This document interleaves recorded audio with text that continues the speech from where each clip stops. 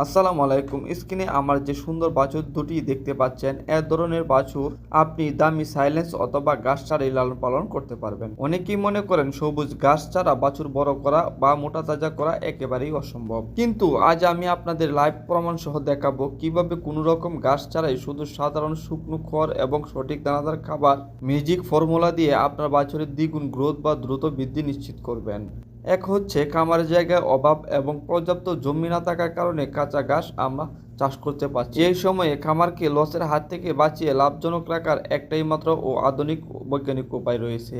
আজকের এই ভিডিওতে আমি আমার নিজের এই বাছুর দুটির বাস্তব উদাহরণ দিয়ে আপনাদেরকে একদম সহজ ভাষায় পুরো হিসেবটি বুঝিয়ে দেব। তাই কম খরচে বাছুর মোটা তাজা করার এই গোপন সূত্রটি জানতে ভিডিওটি 1 সেকেন্ডও মিস না করে সম্পূর্ণ ভিডিওটি শেষ পর্যন্ত দেখুন। ভিডিওটি শুরু করার আগে নিচে থাকা সাবস্ক্রাইব বাটনটিতে ক্লিক করুন, যাতে খামার বিষয়ক এমন গুরুত্বপূর্ণ ভিডিও আপনারা মিস না হয়। ভিডিও শুরুতে আমাদের বুঝতে হবে বড় গরু পাকস্থলী যেভাবে কাজ করে, ছোট বা বাড়ান্ত বাছুরের পাকস্থলী কিন্তু সেভাবে কাজ করে না। বড় গরুকে আমরা খড়ের পুষ্টি বাড়ানোর জন্য বিভিন্ন ধরনের মিশ্রণ দিয়ে থাকি, কিন্তু ছোট বা বাড়ান্ত বাছুরের ক্ষেত্রে ভুলেও কোনো প্রকার বিভিন্ন ধরনের মিশ্রণ দেওয়া যাবে না, যা ছোট বাছুরের পাকস্থলী নরম হওয়ার কারণে ক্ষতি হতে পারে। যেহেতু ভিডিও শুরুতে বলেছি ঘাস ছাড়া বাছুরের জন্য পুষ্টি নিশ্চিত করা এমন খাবার তৈরি করে দেখাবো, যা খাওয়ালে বাছুরের পুষ্টি নিশ্চিত থাকবে এবং বাছুর মোটা তাজা হবে। সেটি হচ্ছে খড়। তাহলে ঘাস ছাড়া খড় খাওয়ানোর সঠিক নিয়মটা কি? আপনার খামারে শুকনো খড় সরাসরি বাছুরের সামনে না দিয়ে সেটিকে আপনি 1 থেকে 2 ইঞ্চি সাইজ করে ছোট ছোট কুচি করে কেটে নিন। ছোট বাছুরের মুখ এবং দাঁত নরম থাকে, তাই তাদের জন্য এটি চিবিয়ে খেতে একদম সহজ হয়। 1 থেকে 2 ইঞ্চি সাইজের খড়গুলো কাটা হয়ে গেলে এই খড়গুলো আপনি নিয়ে আসবেন। নিয়ে আসার পর আপনি যে কাজটি করবেন এবং আমি ভিডিওতে যে কাজটি করছি ঠিক সেম কাজ করলে আপনি ঘাস ছাড়া গরু লালন পালন করতে পারবেন। তো আমার খড়গুলো কাটা শেষ। এই খড়গুলো আমি এখন গামলায় ঢেলে দিলাম। ঢেলে দেওয়ার পর আমি এখন দিয়ে দিব ফিড, ভুসি, ভুট্টোর গুঁড়ো, লবণ এবং তার সাথে আমি কিছুটা ভিটামিন অ্যাড করে দিব। যেহেতু ঘাস ছাড়া আমরা গরু লালন পালন করছি, ঘাসে প্রচুর পরিমাণ পুষ্টি থাকে, তাই এই পুষ্টি খড়ে পাওয়া যাবে না। তার জন্য আমি খড়ের সাথে ভিটামিন অ্যাড করে দিলাম, যাতে গরুর পুষ্টি নিশ্চিত ক্ষমতা না হারায়। সম্পূর্ণ পুষ্টি যেন এই খড়ের মধ্যে থাকে, যা খেলে গরুর শরীরেও পুষ্টি নিশ্চিত হয়।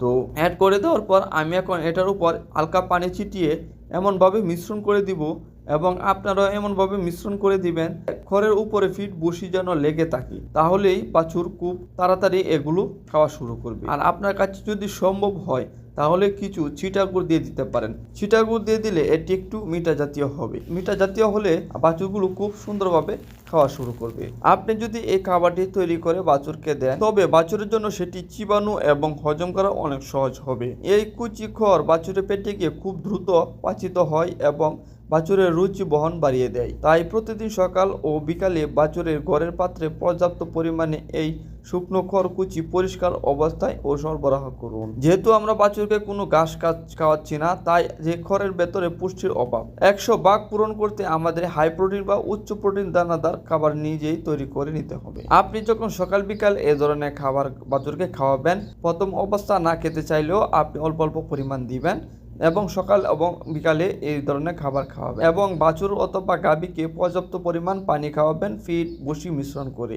এবার আসা যাক সবচেয়ে গুরুত্বপূর্ণ বিষয়, অর্থাৎ বাছুর দুটিকে প্রতিদিন কতটুকু মাপে এই খাবারটি দিবেন হিসাব মুখস্থ করে নিন। আপনার বাছুরের প্রতি 100 কেজি লাইভ ওয়েট বা শারীরিক ওজনের জন্য দৈনিক মাত্র 2 কেজি সুষম দানাদার খাদ্য দিতে হবে। উদাহরণস্বরূপ আপনার বাছুরের ওজন যদি 100 কেজি হয়, তবে তাকে দিনে মোট 2 কেজি দানাদার খাবার দিতে হবে। এই 2 কেজি খাবার একেবারে না দিয়ে সকালে 1 কেজি এবং বিকালে 1 কেজি করে 2 ভাগে ভাগ করে দিন। পানি কম খেলে বাছুরের কোষ্ঠকাঠিন্য হতে পারে। এর পাশাপাশি ঘাস না খাওয়ার কারণে বাছুরের শরীরে যাতে কোনো ভিটামিনের ঘাটতি না হয়, সেজন্য প্রতি মাসেই নিয়ম করে 1 সপ্তাহ ভালো মানের লিভার টনিক এবং মাল্টিভিটামিন সিরাপ ও পানির সাথে মিশিয়ে খাওয়াতে হবে। ভিডিওর শেষ অংশে একটি বোনাস কিন্তু সবচেয়ে জরুরি টিপস আপনাদের দিয়ে দিচ্ছি। আপনি এই খাদ্য তালিকার যত নিয়মে খাওয়ান না কেন, প্রজেক্ট শুরু করার আগে বাছুরগুলোকে একটি কৃমির ওষুধ খাইয়ে কৃমি মুক্ত করতে হবে।